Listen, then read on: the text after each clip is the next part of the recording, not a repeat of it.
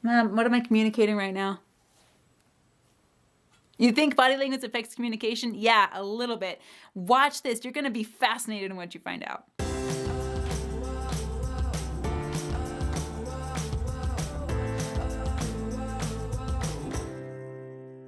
Okay, now it's time to talk communication. And you might be surprised to find that only 4% of your words actually are what make up your communication. So out of all the communication that you do, only 4% of it are the words that come out of your mouth. So if we're constantly communicating with other people and we feel like the words are our primary focus and they're not, where is everything else? What is the 96%? So let's really dive into this. And I read a study somewhere once that said you have 450 words in your mind for every 100 that make it out of your mouth. So for every 400, maybe it's more for a woman, I don't know. For every 450 words going on in your head, only 100 make it out of your mouth. So where do the other 350 show up? Right here, top to bottom. It's your body and it's your tone in which you say it. Let me give you an example, okay? So if we say the words, yeah, right. These are two different words, yeah and right. I can make it mean many different things. So if I say, yeah, right, you can tell I'm being sarcastic, right? It's the only time I can think of where a double positive makes a negative. It's, yeah, right. Okay, now try this one on. I'm going to say the exact same words, but I'm going to put a different tone to it. All right. And if you're watching closely, watch my body language too. Yeah, right. Okay, that's a double positive that actually is a positive. It's an emphasis where on something positive that maybe I heard or maybe I agreed with or something else that's positive. Okay, so let's try now. I've got sarcastic, I've got affirmative. Let's try another one. Yeah, right. Okay, that's ambivalent. Think about the 3 different messages you got from the sarcastic, from the exuberant, and from the ambivalent. What do they all mean?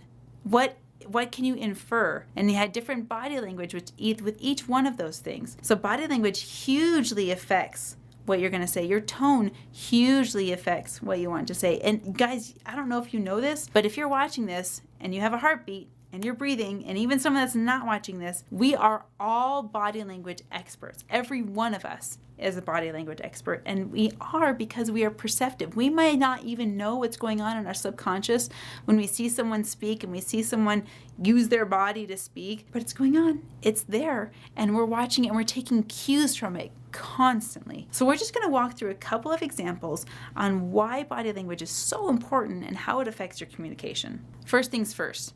When you're talking about your body language, let's go through the body. So let's talk about your eyes. You know, I could go into several videos on this, and our channel, we're going to go through really in depth on each one of these parts of the body. When I go into your eyes, let's talk this, okay, like Clint Eastwood eyes, right? The eyes are a fascinating organ because they can tell you so much and they're very subconscious. You don't really have, in fact, I've never met anyone anyway, that has control over the constriction of their eyes, the irises.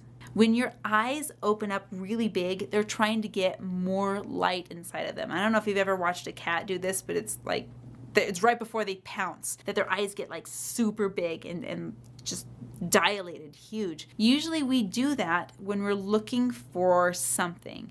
You know, sometimes, and this isn't fail proof, you know, don't go around, you know, using this as a litmus test, but sometimes when we are wanting to tell a lie or a white lie, our eyes will dilate because we are watching the other person to see if they believe us. Eyes are a big indicator, not just the dilation, but also the direction. So if you're communicating with someone and you see them looking up, where are they looking? They're looking for inspiration. They're looking for the answer somewhere outside of themselves. If you see someone with their eyes and they're looking down, they're searching, they're scanning this whole being from top to bottom. If you see them looking down, they're looking for the answer inside of them. If you see them look to the left, that's my left. My left is my past. Your left is your past. So if my eyes are looking to the left, I'm looking to the past for the answer. Same thing is true for the right, except it's the future. If you see someone's eyes look to the future, they're looking to the right and they're seeing something potential in their future. It could mean that they're making something up or they're sharing a hope or an aspiration or a dream with you. Okay, let's go just work our way down. Next, the hands. Now the hands, they tell a different story. Each finger means something different, and of course the right and the left and the right, they still apply. The left is the past, the right is the future. And each finger means different things on each hand, but you can tell things just by the hands moving themselves. If someone does this while they're talking, it's really representative of the right side of the brain and the left side of the brain coming together to think. And you want to give them a minute. So if you see someone looking up, or they're looking in, or they've got their hands together like this, give them a minute to think, because they're deep in thought. They're making their right side of the brain connect with the left side of the brain and create whatever symbiosis creates an answer for you. Okay, so give them some time. When the hands are like this, you automatically could feel that, couldn't you? You could feel that blockade come between you and me. This is a defensive position, typically speaking. Now, there's always exceptions to the rule, but this is a defensive position, and usually this will be accompanied by one foot turning away. Now, what do you think if I've got a defensive position and I've got one foot turning away? What am I really thinking? If I've got one foot turning away, look in the direction that foot is pointing. There's probably an exit over there. There's probably a doorway over there. Guys, this is a big indicator. If you're having a conversation with someone and their feet aren't facing you, they're facing in opposite directions, they're not really listening to what you have to say at 100%. They're thinking about maybe something else, or maybe even how to escape. All right, this is useful. Now, I have to implore you, please be careful with this information. I'm giving you super mind body reading information. This is not information that I'm gonna be okay with you using to judge somebody else. This is just for your observation and for your feedback. You can tell a lot about what someone's thinking by just watching their body and listening to their voice and to their tone. And you can communicate messages consciously by changing how your body shows up. So we've talked about your eyes, we've talked about your arms and your hands. Let's talk about your feet. Again, the feet are the past and the future. Some people will even say they're masculine and feminine, but you can always tell which direction a person wants to head by the direction that their feet are pointing. If you've got someone straight on to you,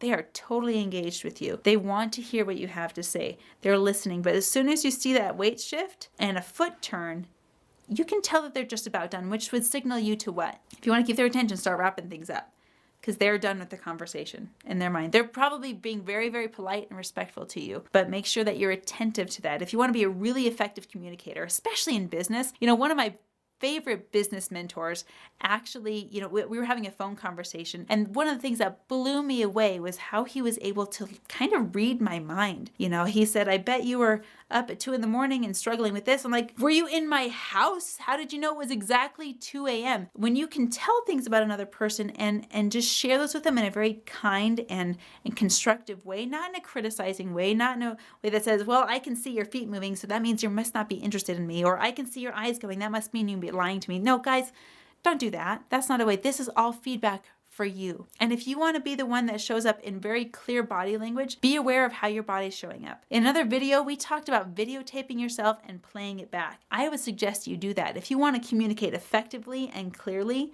and you want to see how that's well done, videotape yourself and then watch it. I'm going to give you 2 pieces of body language advice that I learned from a couple of amazing men. The first one you'll probably recognize.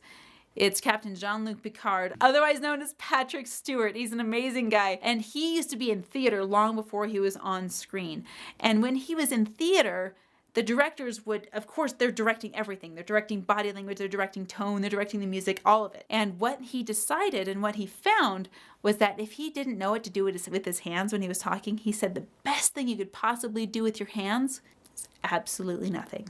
Just let them be at your side. When your hands are at your side, all of the focus is right up here on your face. So if you're ever speaking and you're ever nervous and you ever want to know what to do with your hands, do absolutely nothing. The second piece I got is from another amazing actor, Michael Caine. Now, he starred in a lot of TV shows, but he actually made the practice of not blinking. And I went back and I watched some of my videos and was like, oh my gosh, I blink all the time. But he found there was a direct correlation between the amount of eye contact he had with his audience and the number of parts he got in film. So he would actually practice, now I'm like all conscious of it, right? Like I'm trying not to blink. He was very, very conscious and trained himself not to blink so that he would have more eye contact with the person that he was in front of. So maintain that eye contact. Be very aware of your body language. Consciously make an effort to let your body language reflect what you're really intending to say. And then don't use this as a manipulative tool. You don't have my permission to do that. Use this as a tool to get feedback to improve you and your own communication.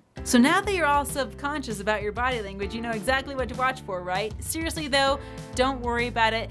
Let your mind be thinking and finding things out and analyzing things about body language. You might be surprised at what you find out. So hit the subscribe button and we'll see you tomorrow.